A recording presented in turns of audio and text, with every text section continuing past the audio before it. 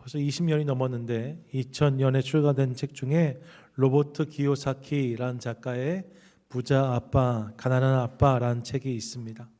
부자 아빠, 가난한 아빠, 여러분 내용은 뭐 충분히 예상할 만하지요. 자본주의 세상을 살면서 돈이 주는 가치와 유익이 분명히 있다는 거예요. 그래서 재테크에도 좀 밝고 또 이런저런 재정을 운용하는 기술도 더 늘려서 그래서 아빠의 역할도 남편의 역할도 더 잘 감당해야 된다. 뭐 이런 충고를 담고 있는 책이 이 책이라 할 수 있습니다. 일리가 있죠. 여러분 돈이 주는 편리가 분명히 있습니다. 하지만 여러분 저는 그럼에도 불구하고 이 책의 제목을 떠올릴 때마다 불편한 마음을 금할 수가 없습니다. 제가 가난한 아빠라 그런 건 아니고요. 아빠됨이라는 것이 부자와 가난함으로 판단될 수 있는 것인가라는 생각이 있는 거예요. 부자 아빠가 다 좋은 아빠인가? 가난한 아빠는 그럼 다 나쁜 아빠인가? 이런 억울함, 그런 생각이 있는 거죠. 그래서 저는 이 책의 제목이 참 불편합니다. 여러분 이 책 제목만큼이나 자극적이지 않지만 요즘에 우리가 많이 대하는 표현들 중에 비슷한 불편함을 느끼게 하는 표현이 있는데 좋은 부모와 나쁜 부모라는 말입니다. 여러분 어떻게 생각하실지 모르겠는데 저는 좀 불편해요. 한국에 3대 해결사가 있다 뭐 이런 기사를 읽은 적이 있어요. 잘 아시는 것처럼 뭐 요식업하는 백종원 대표, 강아지 키우는 그 강영욱 훈련사, 그리고 아이 가정 상담하는 오은영 박사가 그분들이라는 이야기를 듣는데 이분들을 만나면 문제가 해결된다는 거죠. 특별히 그 중에서 오은영 박사라는 분이 꽤 유명하더라고요. 이 오은영 박사는 바람직한 부모와 자녀의 관계에 대해서 많은 강의를 하였고 그래서 그 강의들이 실제로 한국의 많은 가정들에게 큰 영향을 끼치고 있다는 이야기를 들었습니다. 저도 최근에 몇 개의 강의를 들었는데 여러분 들어보세요. 많이 유익하고 또 도전도 됩니다. 깨달음도 있었어요. 그런데 이 강의들의 상당수가 제가 이렇게 썸네일을 쭉 보니까 그 상담의 내용들이 말입니다. 대부분 다 부모의 양육 태도에 대한 지적이 이어지고 있는 것을 보았습니다. 어른인 부모가 먼저 바뀌어야 아이가 바뀐다는 전제하에 부모의 생각을 강요하지 마라. 부모의 시간을 주장하지 마라. 자신의 상처를 자녀에게 전가하지 마라. 자신의 꿈을 자녀들에게 강요하지 마라. 뭐 이런 내용들이 주를 이루었어요. 결국 부모가 무언가를 더 잘해야 된다는 요지가 이 강의 안에 들어져 있는 거죠. 사실 여러분 오은영 박사의 강의만 그런 것이 아닙니다. 가정에 대한 관심이 많아졌고 가정에 대한 책들도 넘쳐나는데 그 내용들을 가만히 보면 사실 그 내용들의 상당수는 부모에 대한 문제를 지적하고 있어요. 이번 주에도 제가 찾아봤더니 부모의 말 공부, 부모 심리 수업, 부모 역할 훈련하기, 못 참는 아이, 욱하는 부모 등등 이런 책들이 대부분인 것을 봅니다. 대부분이 좋은 부모가 되기 위해 필요한 기술을 권하는 책들이었습니다. 공부해야 좋은 부모가 될 수 있는 것처럼 여겨지는 세상을 우리가 살고 있는 거지요. 여러분 공부해야만 좋은 부모가 될 수 있는 것처럼 느껴지는 마음이 우리 가운데 있습니다. 사실 여러분 세상이 변한 거예요. 과거에는 부모 자녀의 관계 속에 늘 포인트는 자녀에게 있었습니다. 그래서 좋은 부모와 나쁜 부모가 아니라 효자와 불효자를 이야기했어요. 좋은 부모가 되려고 노력해라 하는 이야기보다는 좋은 자식이, 좋은 자녀가 되려고 노력하라는 이야기가 훨씬 더 많았습니다. 무엇이 효도이고 어떻게 해야 더 좋은 자녀가 될 수 있는가를 가르치는 이야기들이 많이 있었어요. 하지만 오늘날에는 반대인 거지요. 좋은 부모됨이 강조됩니다. 자녀의 현재 모습에 대한 모든 책임이 부모에게 있다고 이야기하면서 그렇게 더 좋은 부모가 되기 위해 더욱 노력해야 된다는 이야기를 우리가 듣습니다. 여러분 뭐가 더 중요할까요? 좋은 부모, 좋은 자녀? 사실 둘 다 중요하지요. 부모도 좋은 부모가 돼야 되고 자녀들도 더 좋은 자녀가 돼야 될 거예요. 두 가지의 외침이 다 의미가 있지요. 하지만 여러분 이런 접근에서 말입니다. 좋은 부모와 나쁜 부모라는 프레임을 만들어가는 것에 대해서는 전 개인적으로 좀 반대합니다. 부모라는 이름이 아름다운 거지 굳이 그 앞에 좋은과 나쁜이란 형용사를 붙여서 그 부모를 설명하는 것에 대한 부담이 있는 거죠. 주중에 생각하는데 앞서 3대 해결사 이야기를 하면서 강영욱 훈련사라는 분의 이야기를 했잖아요. 그분이 하고 있는 TV 프로그램의 제목이 세상에 나쁜 개는 없다 이거든요.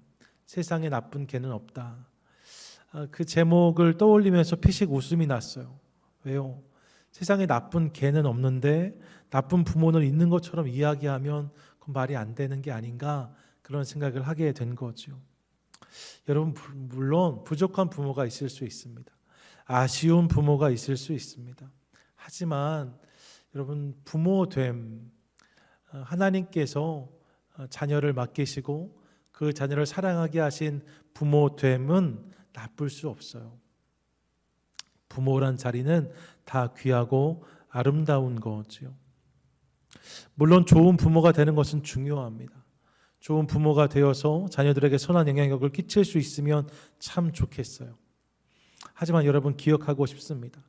좋은 부모됨이 과연 기술, 즉 스킬의 문제인가에 대해선 생각해 볼 필요가 있어요.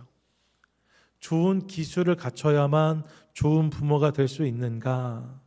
좋은 대화법, 좋은 공감의 기술, 자신의 감정을 잘 다스리며 자녀들을 잘 컨트롤할 수 있는 스킬이 있어야만 좋은 부모가 되는 것인가? 여러분 물론 좋은 방법론을 가지고 있으면 더욱 좋겠지요. 분명 그런 기술이 갖는 효용을 간과할 수는 없습니다. 하지만 그럼에도 부모됨의 핵심은 기술이 아님을 기억하고 싶습니다. 여러분 부모는 기술로 되는 게 아니에요. 부모에게 있어서 기술보다 훨씬 중요한 것이 있습니다. 그게 뭘까요? 전 그것이 사랑이라고 믿습니다. 부모에게 있어서 자녀를 향한 온전한 사랑만큼 중요한 것은 사실 없는 거죠. 기술이 아무리 탁월해도 자녀에 대한 사랑이 없는 부모가 있다면 그럴 수 없지만 말입니다. 혹시 그런 부모가 있다면 그런 부모는 좋은 부모라고 말할 수 없을 것입니다. 이와 마찬가지로 기술이 좀 없고 부족하다 손 치더라도 사랑이 있다면 말입니다. 자녀를 사랑하는 마음이 분명히 있다면 어찌 그런 부모를 나쁜 부모라고 말할 수 있겠어요? 그럴 수 없다는 거죠. 오늘 본문을 통해서도 저는 이 사실을 확인하는데 오늘 본문으로 함께 들어가 보시지요. 오늘 본문은 우리에게 너무나 잘 알려진 내용입니다. 이미 읽는 순간 이게 어떤 내용인지 다 아실 거예요. 어떤 사람에게 두 아들이 있었는데 그중 둘째가 아버지에게 자신이 물려받을 유산을 미리 달라고 요구합니다. 아버지의 재산을 달라는 거예요. 유산인 거죠. 유산은 아버지가 세상을 떠나면 주어지는 것입니다. 그렇기에 특별히 유대 문화에서는 더욱 그랬거든요. 그렇게 살아계신 아버지에게 유산을 요구한다는 것은 그 자체로 무례한 것이었어요. 하지만 이 아버지는 아들의 요구를 있는 그대로 받아들입니다. 그의 몫을 내어주지요. 그래서 그 아들이 자신의 몫을 받자마자 먼 곳으로 떠나서 그곳에서 허랑방탕하게 살았다는 내용이 본문의 이야기라고 할 수 있습니다. 많이 들었던 내용인데 여러분 오늘 특별히 이 본문을 말입니다. 서두에 언급한 관점에서 한번 보고 싶어요. 부모의 기술이라는 관점에서 보면 이 아버지를 어떻게 평가할 수 있을까? 사실 여러분 기술적인 관점으로 보면 말입니다. 이 본문의 서두에서 만나는 아버지의 모습은 좋은 아버지의 모습은 아닌 것처럼 느껴집니다. 좋은 부모가 아닐 수 있겠다 싶어요. 요즘 부모 상담이나 가정 상담을 하는 전문가들이 이 아버지를 본다면 지적할 만한 부분이 얼마든지 있을 수 있습니다. 만약 그가 자녀의 마음을 여는 대화법이나 잘못된 아들을 훈육하는 10가지 방법 등을 알았다면 여러분, 그렇게 부모에게 필요한 기술들을 숙지한 아버지였다면 얼마든지 이 아들을 보다 나은 방향으로 궤도할 수 있지 않았을까, 그런 생각을 해보는 거예요. 그런 기술을 요즘에 이야기하잖아요. 그러니까 그런 이야기 말입니다. 아들의 마음을 공감해 주면서 동시에 그 아들이 기분 나쁘지 않게 올바른 방향으로 그를 설득하고 이끌 수 있는 기술이 이 아버지에게 있었다면 본문의 내용은 달라지지 않았을까, 그런 생각을 해보는 거죠. 근데 여러분, 본문에서 보여지는 아버지에게는 그런 기술이 없는 것처럼 보입니다. 그래서 아들의 잘못된 선택을 방치하는 것처럼 보이는 면이 분명히 있어요. 더 근본적으로 생각하면 아들이 갑자기 유산을 요구하고 아버지 곁을 떠나잖아요. 이것도 좀 이상합니다. 아버지 곁을 자녀가 바로 떠나길 원해요. 그러면 이 부분을 보면서 우리 아버지에게서 문제가 있는 것은 아닌가, 그런 생각해 볼 수 있습니다. 요즘에 그런 식으로 문제를 찾아가니까요. 평상시에 자녀와 함께 더 많은 시간을 보내주지 못했던 것은 아닌가, 혹시 자녀와의 친밀감 형성에 문제가 있어서 아들이 그 아버지를 못 견뎠던 것은 아닐까, 충분히 그런 생각을 해볼 수 있다는 거예요. 이렇게 생각하면 본문에서 만나는 아버지는 말입니다, 사실 기술적인 면에서는 탁월한 부모였다고 말하기가 어려울 것 같습니다. 우리가 그렇게 생각해 볼 수 있어요. 하지만 그렇다고 우리가 본문에서 만나는 아버지를 말입니다, 마냥 부족한 아버지 혹은 나쁜 아버지라고 말할 수 있을까? 여러분, 그럴 수 없습니다. 누구도 그렇게 말하지 않습니다. 왜냐하면 이후에 이 아버지가 우리에게 보여주는 모습 속에 진한 감동이 있기 때문입니다. 기술은 없었지만 그에게는 아들을 향한 지극한 사랑이 있었어요. 이어지는 본문에서 이를 확인하게 되는 거죠. 본문을 보십시오. 그렇게 집을 떠난 아들이 먼 곳에 가서 허랑방탕한 삶을 살기 시작합니다. 그렇게 재물을 얻고 아버지 집을 떠나서 세상 쾌락을 추구하면 행복할 수 있을 줄 알았던 것 같아요. 하지만 여러분, 이런 아들의 생각은 착각이었지요. 그가 꿈꿨던 행복은 신기루였습니다. 잠깐은 설레고 신나고 좋았을지 모릅니다. 하지만 이내 그가 꿈꾸고 바랬던 즐거움은 무너져 내리기 시작합니다. 재물도 사라집니다. 주변에 있던 사람들도 다 떠나갑니다. 설상가상으로 그 땅에 흉년까지 들었다 합니다. 그러면서 누구에게도 도움을 기대하기 어려운 상황을 그가 만나게 됩니다. 결국 행복을 기대하며 집을 떠나온 아들은 그 땅의 사람들 중 누군가에게 청하여서 그 집 돼지치는 일을 맡습니다. 이스라엘 문화 속에서 돼지는 부정한 짐승이에요.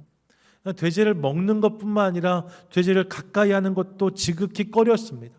그런데 여러분, 이 아들이 이 돼지를 먹이고 돌보며 함께 생활하게 되었다는 이야기는 그야말로 그의 인생이 바닥까지 추락했음을 보여주는 증거다라고 할 수 있습니다. 행복을 찾아 떠났는데 이 아들의 삶이 마주한 결과는 불행이었다는 거죠. 지난주 말씀을 떠올려 봐요. 아쉬레 하이쉬라고 말씀드렸습니다. 행복한 인생 말입니다. 행복한 인생은 좋은 태도, 좋은 관계, 좋은 기술을 통해 주어진다고 말씀드렸습니다. 여러분, 근데 보니까 이 아들에게는 이 중 그 어떤 것도 있지 않아요. 좋은 태도도 없고 좋은 관계도 없고 좋은 기준도 없었어요. 그러니까 그가 마주한 결국은 당연한 결과라고 할 수 있습니다. 그렇게 그 아들이 나라까지 떨어지게 된 거죠. 주목할 것은 그 다음 장면이에요. 이렇게 바닥까지 내려간 아들이 너무나 부끄럽고 면목이 없지만 그럼에도 자신을 받아줄 곳이 아버지라는 사실을 깨닫습니다. 그리고 아들이 아니라 너무 면목이 없으니까요, 자신을 품꾼 중 하나로 여겨달라, 간청해야겠다 결심하면서 아버지 집을 향해서 발걸음을 떼기 시작합니다. 그렇게 먼 곳에서 집을 향해 아들이 돌아와요. 아들이 마침내 자신이 떠났던 동네의 어귀에 섰습니다. 아마 후회와 창피함에 차마 고개를 들지 못했을 거예요. 너무나 초라한 몰골로 땅만 쳐다보면서 그렇게 뚜벅뚜벅 한 걸음씩 내딛고 있었을 것입니다. 근데 그 순간 누군가 달려와 와락 그를 부둥켜 안습니다. 누구예요? 아버지입니다. 성경은 이 부분을 말씀하며 20절에 이렇게 말씀해요. 일어나 아버지께로 돌아가니라. 아직도 거리가 먼데 아버지가 그를 보고 측은히 여겨 달려가 목을 안고 입을 맞추니 라고 말씀합니다. 뭐예요? 아버지가 아들을 먼저 발견했다는 거예요. 아들, 어느 날 돌아오기로 결정한 아들 말입니다. 아들 입장에선 스페셜 데이지만 아버지 입장에서는 매일매일 만난 날들 중에 하루였거든요. 근데 그런 날들 속에서 오는 아들을 먼저 발견한 아버지의 모습을 보면서 우리는 이 아버지가 아들이 떠난 그날부터 마을 어귀를 항상 지켜보고 있었다는 사실을 알 수 있습니다. 연로해서 상황이 되지 않아서 먼 곳까지 아들을 찾아 나설 수는 없었지만 아침에 일어나서 눈을 뜰 때부터 눈을 감을 때까지 항상 마을 어귀를 바라보며 아들을 기다리고 있는 아버지의 모습을 그려볼 수 있는 거죠. 예, 그렇게 아버지가 아들을 기다렸어요. 그리고 아들의 마음이 생각해보면 만감이 교차하면서 눈물을 터뜨리며 너무 잘못했습니다. 저를 종으로 삼아주세요. 아들이 이야기하는데 말입니다. 아버지는 그를 넉넉히 품습니다. 거린 생활과 고된 여정 속에 더럽고 냄새도 심했을 거예요. 하지만 망설이지 않고 그런 아들을 덥석 끌어안습니다. 그리고 하인들에게 명하여서 아들에게 입힌 새 옷과 신발, 가락지를 준비하라고 이야기합니다. 살찐 송아리를 잡으라 합니다. 그리고 잔치를 준비합니다. 그러면서 24절에 이렇게 말해요. 24절 함께 읽습니다. 시작. 이 내 아들은 죽었다가 다시 살아났으며 내가 잃었다가 다시 얻었노라. 아멘. 이 아들이 다시 나에게 돌아왔다 말하고 있는 아버지를 봅니다. 여러분, 본문 속에서 말입니다. 아버지는 아들을 향해 왜 그랬냐고 묻지 않습니다. 그 많은 재물을 다 어디에 썼냐고 따지지 않습니다. 거 봐라, 내가 너 나갈 때부터 알아봤다, 타박하거나 핀잔 주지 않습니다. 그저 아들을 향해서 이렇게 말합니다. 내가 돌아와서 너무 기쁘다. 너를 다시 찾은 것이 나에게 너무나 큰 기쁨이다 라고 고백해요. 이를 통해 아들의 과거를 다 용서하는 아버지를 봅니다. 아들을 향한 기다림, 안아줌, 용납, 용서, 여러분, 이 모든 모습 속에서 우리가 만나는 것은 사랑입니다. 아들을 향한 아버지의 사랑 말입니다. 이 본문 속에서 우리가 만난 아버지, 이 아버지에게는 부모가 갖춰야 될 스킬은 좀 부족했을지 몰라요. 그런 기술이 발견되지는 않아요. 하지만 분명한 한 가지가 있었답니다. 그것이 아들을 향한 온전한 사랑이죠. 그 사랑이 통하여서 결국 그 사랑이 아들을 회복시키는 것을 우리가 보게 됩니다. 저는 확신해요. 여러분, 이 이후에 어떻게 되었을까? 이 사랑이 아들을 변화시켰을 것입니다. 이 사랑을 아들이 깨달으면서 자신이 그토록 바랬던 행복이 다른 곳이 아니라 재물이나 먼 땅이나 쾌락에 있는 것이 아니라 아버지 안에 있다는 사실을 저가 깨달았을 거예요. 그러면서 새로운 삶이 시작되지 않았을까 생각해 봅니다. 아버지와 함께 이제 행복한 꿈을 꾸기 시작하는 거죠. 그렇게 저의 삶 가운데 새로운 이야기가 펼쳐졌을 거라고 저는 믿습니다. 이것이 본문이 우리에게 들려주는 아버지와 아들의 이야기입니다. 본문을 대하면서 저는 부모에게 있어서 가장 중요한 것이 기술이 아니라 사랑이란 사실을 새삼 깨달았습니다. 물론 기술도 필요할 때가 있어요. 때때로 서툰 사랑 표현이 오해를 낳기도 하고 상처를 주기도 합니다. 그런 일들이 있습니다. 그것 때문에 아쉬워하고 후회하는 부모님을 만날 때도 있습니다. 하지만 여러분, 그럼에도 불구하고 기억하고 싶습니다. 부모됨의 핵심은 기술이 아니라 사랑입니다. 그런 맥락에서 나누고 싶은 영상이 하나 있는데요. 짧은 영상 잠깐만 대하고 다시 설교를 이어가겠습니다. 총선이 아빠, 진영이 아빠. 항상 미안해요, 걔한테는.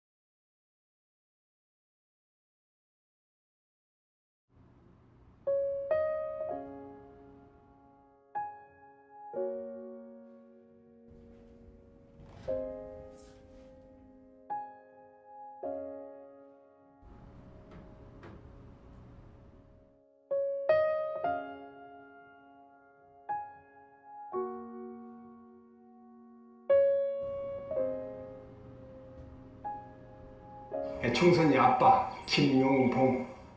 나 신왕철 아빠 신현기. 이영근입니다. 큰아들이. 저 영우 아버지 되는 사람입니다. 조유섭 아빠. 진영이 아빠. 성함은 김성복. 생각나지요. 그 아들, 딸만 낳다가 아들 가졌는데 요번에도 딸이 못할까 했는데 네 엄마, 아빠, 동생한테 신경 써주고 좀 왔고. 부모로서 이렇게 뭔가를 충분하게 해줘야 되는데 그런 것도 못 해주고 그래서 참 마음이 아픕니다. 아들이라는 것은 어느 누가 바꿀 수도 없는 것이고 크게 뭐 도와주지도 못했고 했는데 그들이 알아서 잘 커가지고 계속 부족한 게 부모 마음 아닐까요? 죽는 순간까지 그런 제가 그런 마음으로 살고 있어요. 계속 부족한 거예요. 너무 엄하게 했던 게 그게 좀 미안하다. 미안해요.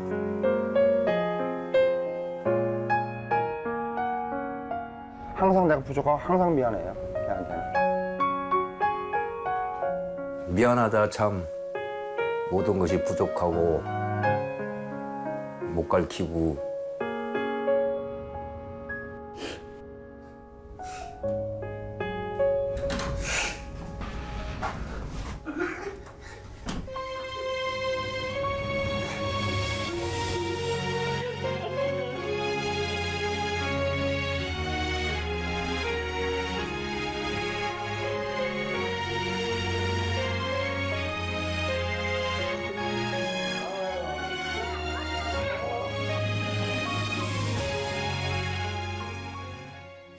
여러분 영상 속에 우리가 만났던 아버지들 말입니다. 연신 뭐라고 말해요? 미안하다고 말합니다. 잘해준 것이 없어서 못해주고 못 입혀서 미안하다고 말해요. 하지만 여러분 사실 자녀들은 알고 있는 거예요. 뭘 압니까? 아버지의 사랑을 이미 알고 있는 거죠. 그걸로 이미 충분한 것임을 깨닫습니다. 기술이 부족할 수 있고 기술이 없을 수 있지만 사랑이 있으면 그걸로 충분하겠다는 생각을 해봅니다. 수많은 매체들 속에서 좋은 부모가 되는 기술을 폭포수처럼 쏟아내고 있습니다. 하지만 그럼에도 우리에게 가장 중요한 것은 사랑이란 사실을 다시금 기억하고 싶습니다. 그 사랑이 자녀들에게 전해질 때 비로소 그 안에서 자녀는 회복과 변화를 경험하게 될 줄로 믿습니다. 그렇게 여러분 우리 안에 이 사랑이 있기를 원해요.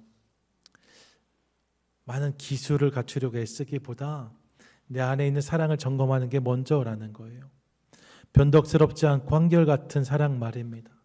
조건에 따라서 반응하지 않는 사랑 말입니다.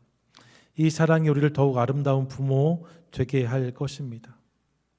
기술적으로 부족해서 아쉬웠다고 말하지 마시고 우리 더 큰 사랑을 결단하는 우리가 되기를 원합니다. 여러분 사랑이 중요한 거예요. 부모에게 있어서 가장 중요한 것은 사랑인 거죠. 그런데 우리를 통해서 온전한 사랑이 흘러가려면 먼저 필요한 것이 있다는 것을 깨달아요. 부모는 기술이 아니라 사랑인데, 사랑이 온전히 내 삶을 통해서 흘러가기 위해서 우리에게 꼭 필요한 것이 있습니다. 그것이 무엇인가? 그것은 여러분, 내가 먼저 그 사랑을 경험하는 거예요. 사람은요, 사랑받은 만큼 사랑할 수 있습니다. 온전한 사랑을 경험한 사람이 그 사랑을 흘려보낼 수 있습니다. 그렇게 여러분, 사랑하기 위해 사랑받는 것이 중요합니다. 그런데 여기에 문제가 있어요. 어떤 문제 말입니다. 사실 우리에게는 온전한 사랑에 대한 경험이 없다는 문제가 있습니다. 어쩌면 우리의 사랑이 왜곡되거나 변형된 이유가 여기에 있을지도 모릅니다. 사랑하는데 그 사랑이 잘 전해지지 않아요. 왜요? 이 사랑에 대한 경험이 우리 가운데 부족하기 때문입니다. 사실 이 세상에서 우리가 이런 사랑을 하려고 애를 쓰지만 이런 완전한 사랑을 경험하기 어려워요. 이런 사랑에 대한 경험이 없기 때문에 우리도 그런 사랑을 하지 못하는 거죠. 그래서 이 사랑이 우리를 통해 흘러가지 못하는 것을 볼 때가 있습니다. 그러면 우리는 어떻게 해야 할까? 우리를 통해서 이 사랑이 흘러가기를 원하는데 어떻게 우리가 먼저 그 사랑을 경험할 수 있을까? 바로 여기에 복음이 있습니다. 그 완전한 사랑으로 우리를 품어주신 분이 계시다라는 복음입니다. 그를 통해 우리가 완전한 사랑을 경험할 수 있다는 복음입니다. 그분이 누구이십니까? 그분이 하나님 아버지이십니다. 한번 따라 하시죠. 하나님 아버지, 하나님 아버지. 성경은요, 하나님이 우리의 아버지이시라고 분명히 선포합니다. 로마서 8장 15절 함께 읽습니다. 시작.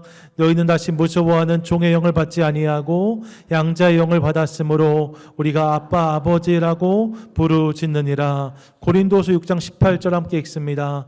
너희에게 아버지가 되고 너희는 내게 자녀가 되리니 전능하신 주의 말씀이니라 하셨느니라. 갈라디아서 4장 6절입니다. 너희가 아들이므로 하나님이 그 아들의 영을 우리 마음 가운데 보내사 아빠 아버지라 부르게 하셨느니라. 아멘. 하나님이 우리의 아버지시라고 성경은 분명히 선포합니다. 사실 여러분, 자신이 믿는 신을 아버지라 부르는 종교는 없습니다. 그래서 어떤 이는 기독교를 정의할 때에 자기가 섬기는 신을 향해 감히 아버지라 부르는 종교라고 정의했어요. 사람들은 그렇게 할 수 없는 거죠. 하지만 성경은 분명히 선포합니다. 하나님을 아버지라 부르라고. 하나님 우리 아버지시라고 분명히 말씀하고 있어요. 그리고 이 선포를 통해 우리는 우리가 그분의 자녀라는 사실을 다시금 깨닫습니다. 여러분, 우리가 나이가 되고 세월이 흘러서 어느덧 우리가 아버지가 되고 어머니가 되었습니다. 또 어떤 분은 우리가 할아버지가 되고 할머니가 되었습니다. 우리 중엔 증조 할아버지, 증조 할머니도 계실걸요. 하지만 여러분, 여전히 우리는 그분의 사랑이 필요한 하나님의 자녀라고 성경이 말씀하고 있어요. 우리가 그분의 자녀라는 거죠. 이 사실을 기억하라고 말씀합니다. 하나님이 나의 아버지이시고 나는 여전히 그분의 자녀이다. 그리고 이어서 성경은 이렇게 선포해요. 요한 1서 4장 10절인데 함께 읽습니다. 시작. 사랑은 여기 있으니 우리가 하나님을 사랑한 것이 아니요 하나님이 우리를 사랑하사 우리 죄를 속하기 위하여 화목제물로 그 아들을 보내셨음이라. 로마서 5장 8절 함께 읽습니다. 우리가 아직 죄인 되었을 때에 그리스도께서 우리를 위하여 죽으심으로 하나님께서 우리에 대한 자기의 사랑을 확증하셨느니라. 아멘. 아버지이신 하나님께서 우리를 이렇게 사랑하셨다라고 말씀하고 있어요.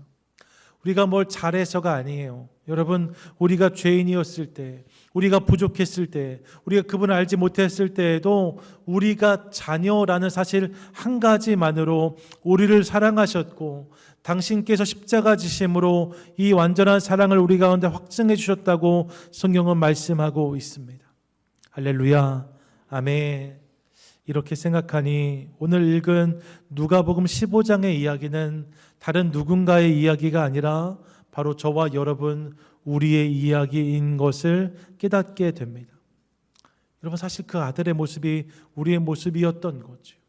우리가 아버지를 떠날 때가 있었어요. 우리가 아버지로 만족하지 못한 순간들이 있었습니다. 아버지를 불편해하며 멀리서 머물고 싶은 마음이 우리 가운데 있을 때도 있었어요.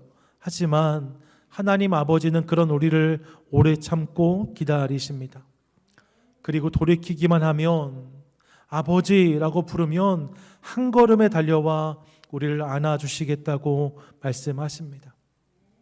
본문 20절에서 아직도 거리가 먼데 아버지가 그를 보고 측은히 여겨 달려와 목을 안고 입을 맞췄다는 이야기가 바로 우리의 이야기라는 거죠. 하나님 아버지께서 그렇게 우리를 사랑하셨고 지금도 사랑하십니다. 믿으십니까? 아멘. 그러므로 사랑하는 여러분, 그 하나님 아버지, 그분의 자녀가 우리인 것을 기억하며, 우리가 하나님 아버지의 자녀인 것을 기억하며 아버지이신 그분께 나아가 그분을 부르고 그분을 구함으로 그분으로부터 임하는 완전한 사랑을 깨닫고 누리는 저와 여러분 우리 모두가 되시기를 축복합니다. 아멘. 말씀을 정리하시지요. 사랑하는 여러분, 좋은 부모, 나쁜 부모가 따로 있지 않습니다. 최소한 기술적인 면에서 그래요. 기술이 좀 부족하다고 나쁜 부모가 아닙니다. 자녀를 사랑하는 마음만 있다면 그 자체로 이미 모든 부모는 다 아름다운 거죠. 하지만 동시에 우리의 사랑은 완전하지 않습니다. 그렇기에 완전한 사랑을 경험하는 것 또한 중요하다고 말씀드렸어요.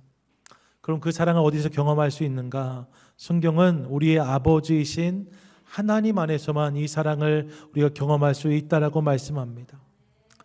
우리가 그분의 자녀임을 기억하며 하나님을 아버지라 부를 때, 그분께 그렇게 나아갈 때 그 안에서 용서, 위로, 회복을 경험할 수 있다고 말씀해요. 그 사랑이 우리를 온전하게 하는 거지요. 이 사랑을 경험하기 시작할 때 우리와 우리 가정은 더욱 아름답게 세워질 것을 믿습니다. 아멘. 오늘 어버이 주일입니다. 오늘 뉴스 그룹에서 카네이션 나눠드렸고, 그다음에 CMI들이 이제 과일 컵을 아마 나눠드릴 텐데, 카네이션을 받으시면서 어떤 분은 전 자격이 없어요 하시더라고요. 아니에요, 여러분. 이미 부모라는 이름으로 잘 달려오셨어요. 돌이켜보면 미안하다 말하고 싶은 순간이 많을 수 있고, 돌이켜보면 아쉬운 순간이 많을 수 있지만, 그 모든 순간에 우리의 삶, 우리의 사랑이 담겨 있기에 이미 충분히 잘 해오신 부모님들이 이곳에 계시다고 저는 믿습니다. 그런 맥락에 옆에 분들과 한번 인사하세요. 고맙습니다. 감사합니다. 함께 인사하겠습니다. 고맙습니다. 예, 감사합니다. 예, 수고 많으셨어요. 잘 달려오셨습니다. 여러분, 우리가 그런 부모인 것을 기억하면서 우리를 부모의 자리로 부르신 하나님 앞에서 앞으로 더 사랑하는 우리가 되기를 함께 결단하도록 하겠습니다.